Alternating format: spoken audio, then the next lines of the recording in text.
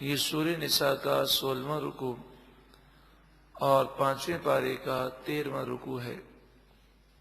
اللہ رب العالمین اپنے پیارے کلام میں ارشاد فرماتا ہے، اِنَّا أَنزَلْنَا إِلَيْكَ الْكِتَابَ بِالْحَقِّ، بے شک ہم نے آپ کی طرف کتاب کو، قرآن پاک کو حق کے ساتھ نازل فرمایا، لِتَحْكُمَ بَيْنَ النَّاسِ، تاکہ آپ لوگوں کے درمیان فیصلہ فرمائیں، بِمَا أَرَاكَ اللَّهُ، اس طرح فیصلہ فرمائیں جیسا اللہ نے آپ کو دکھایا۔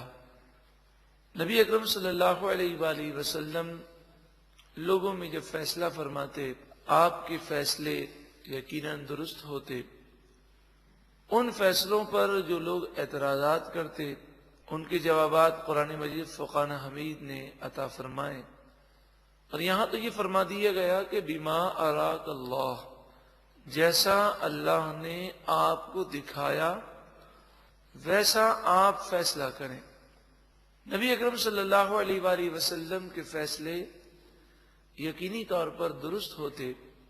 عقید جہاں صلی اللہ علیہ وآلہ وسلم کی امت کو یہ پیغام دیا جا رہا ہے کہ رہتی دنیا تک جو قرآن پاک پڑھنے والا ہے وہ اس بات کو خیال میں رکھے، وَلَا تَكُن لِّلْخَائِنِينَ خَصِيمًا، اے لوگوں تم خیانت کرنے والوں کی طرف سے جھگڑالو مت بنو، یعنی جو خائن لوگ ہیں، جو دھوکے باز لوگ ہیں، ان کی طرفداری مت کرو، ان کی طرف سے جھگڑا مت کرو۔ وَاسْتَغْفِرِ اللَّهَ، اور اللہ سے معافی مانگو۔ إِنَّ اللَّهَ كَانَ غَفُورًا رَحِيمًا، بے شک اللہ تعالی بخشنے والا مہربان ہے۔ وَلَا تُجَادِلْ عَنِ الَّذِينَ يَخْتَانُونَ أَنفُسَهُمْ، اور تم جھگڑا نہ کرو ان لوگوں کی طرف سے جنہوں نے اپنی جان میں خیانت کی، جو خائن ہیں، دھوکے باز ہیں، ان کی طرفداری نہ کرو۔ ان اللہ لا يحب من کان خوانا اثیما، بے شک اللہ تعالی خیانت کرنے والوں اور گناہگار کو پسند نہیں فرماتا۔ نبی اکرم صلی اللہ علیہ وآلہ وسلم کی خدمت میں ایک مقدمہ آیا۔ مقدمہ یہ تھا کہ ایک شخص نے کسی کے اوپر چوری کا جھوٹا الزام لگایا، اور پھر اس سے متاثر ہو کر اس کی قوم اس کے ساتھ مل گئی، اور وہ بھی قسمیں کھانے لگے کہ فلاں چور ہے، یہ چور نہیں ہے۔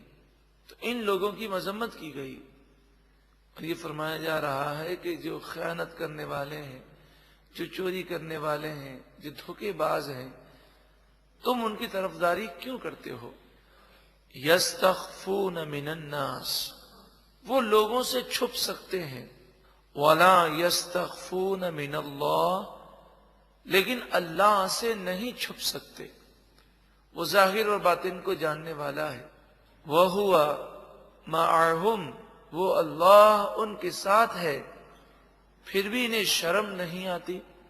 اِذْ يُبَيِّتُونَ، اس وقت بھی ساتھ ہے جب رات کو وہ خفیہ مشورے کرتے ہیں، مَا لَا يَرْضَى مِنَ الْقَوْلِ، ایسی باتوں کے مشورے کرتے ہیں جن باتوں سے اللہ راضی نہیں ہوتا۔ عبرت ہے تمام مسلمانوں کے لیے، جب بھی گناہ کی باتیں کی جائیں، غیبت ہو، چغلی ہو، جھوٹ ہو، فراڈ ہو، چاہے دنیا نہ پکڑ سکے، اللہ تعالی دیکھ رہا ہے۔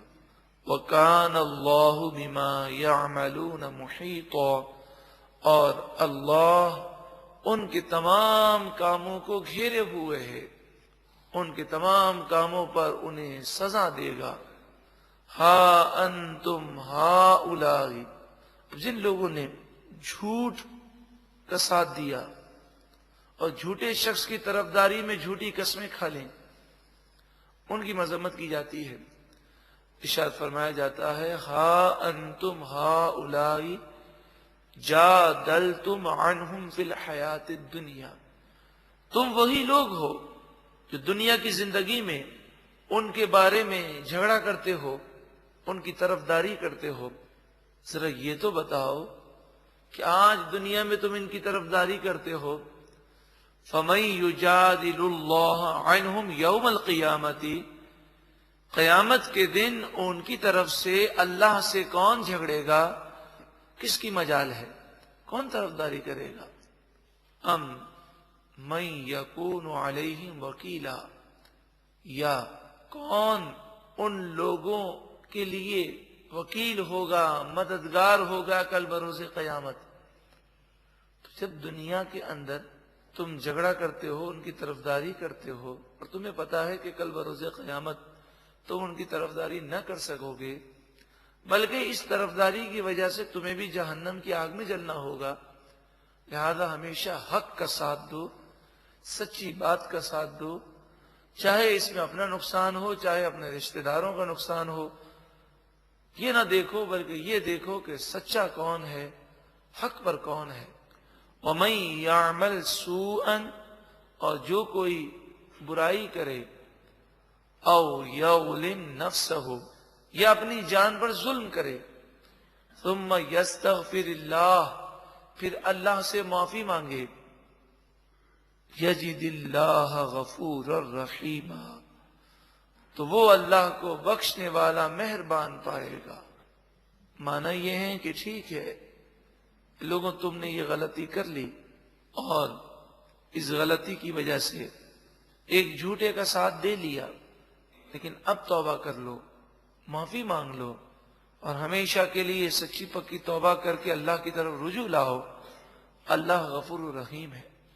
وَمَن يَكْسِبْ إِثْمًا، اور جو کوئی گناہ کمائے، برائی کرے، فَإِنَّمَا يَكْسِبُهُ عَلَى نَفْسِهِ، تو وہ برائی خود اپنے آپ کو نقصان دینے کے لیے کما رہا ہے، یعنی برائی کرنے والا خود اپنے آپ کو نقصان دے رہا ہے۔ وَكَانَ اللَّهُ عَلِيمًا حَكِيمًا، اور اللہ علم والا، حکمت والا ہے۔ وَمَن يَكْسِبْ خَطِيئَةً أَوْ إِثْمًا، اور جو کوئی خطا کرے یا گناہ کرے، ثُمَّ يَرْمِ بِهِ بَرِيئًا، پھر اس کا الزام بے گناہ پر ڈال دے، گناہ کر کے، خطا کر کے اس کا الزام بے گناہ شخص پر ڈال دے، فَقَدِ احْتَمَلَ بُهْتَانًا وَإِثْمًا مُبِينًا، پس بے شک اس نے بہتان اٹھایا اور بڑا گناہ اٹھایا، اپنے آپ کو تباہ کرنے والے اسباب اس نے خود مہیا کیے۔ محترم پیارے بھائیوں، اس رکوع میں ہمیں جو نصیحتیں کی گئیں ان میں سے ایک نصیحت یہ بھی ہے کہ ہم کسی ظالم، دھوکہ دینے والا، چور، خائن کی طرفداری نہ کریں، ظالم کی کبھی طرفداری نہ کریں، حق کی طرفداری کریں، حق کا ساتھ دیں، سچ کا ساتھ دیں۔ اور دوسری بات یہ معلوم ہوئی کہ وہ لوگ بڑے ظالم لوگ ہیں کہ جو غلطی کر کے اس غلطی، اس گناہ کا الزام دوسرے پر ڈالتے ہیں، یعنی بہتان باندھتے ہیں، یہ بھی بہت بڑا ظلم ہے۔ اور تیسری چیز اس رکوع میں یہ بیان ہوئی کہ کتنا بھی گناہگار شخص ہو، اگر توبہ کر لے، اللہ کی بارگاہ میں رجوع لائے، تو اللہ تعالی غفور الرحیم ہے، اس کے گناہوں کو بخش دے گا اور اسے معاف فرما دے گا۔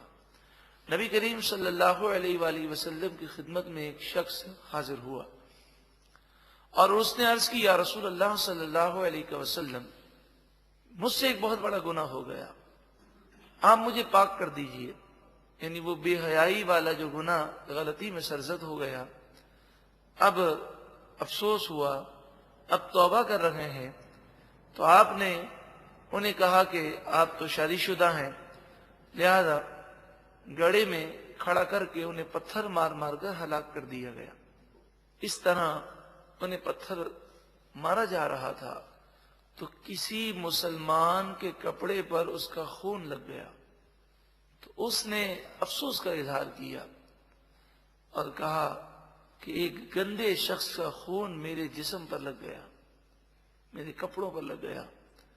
نبی کریم صلی اللہ علیہ وآلہ وسلم اس اظہار پر سخت ناراض ہوئے۔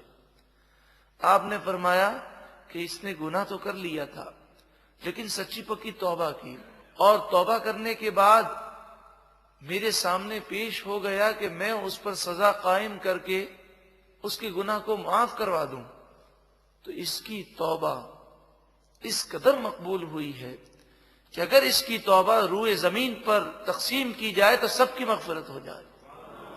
تب دیکھیے بظاہر اتنا بڑا گناہ کرنے والا ہے، لیکن جب سچی پکی توبہ کی اور حاکم اسلام کے سامنے پیش ہوا کہ اس گناہ کی جو سزا ہے وہ سزا لینے کے لیے میں تیار ہوں، تو نبی کریم صلی اللہ علیہ وآلہ وسلم نے یہ فضیلت بیان فرمائی۔ اللہ تعالی ہمیں بھی گناہوں سے سچی پکی توبہ کرنے کی توفیق عطا فرمائے۔ ضمن ایک مسئلہ عرض کر دیتا ہوں۔ فی زمانہ پاکستان میں اسلامی حکومت نہیں ہے۔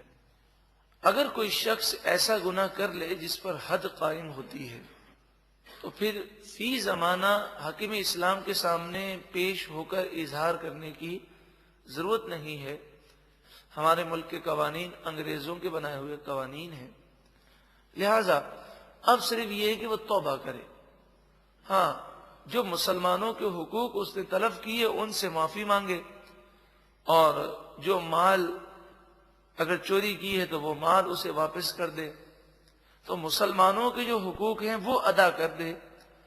مگر فی زمانہ اس کے لیے لازمی نہیں ہے کہ وہ حاکم اسلام کے سامنے پیش ہو کر یہ کہے کہ مجھے زنا کی سزا دی جائے۔ مثلا اگر ایسا کام کر لیا تو توبہ کرے گا، کیونکہ فی زمانہ سنسار کی سزا قانون میں اگر موجود ہے بھی تو اس پر عمل ہوتا نہیں ہے۔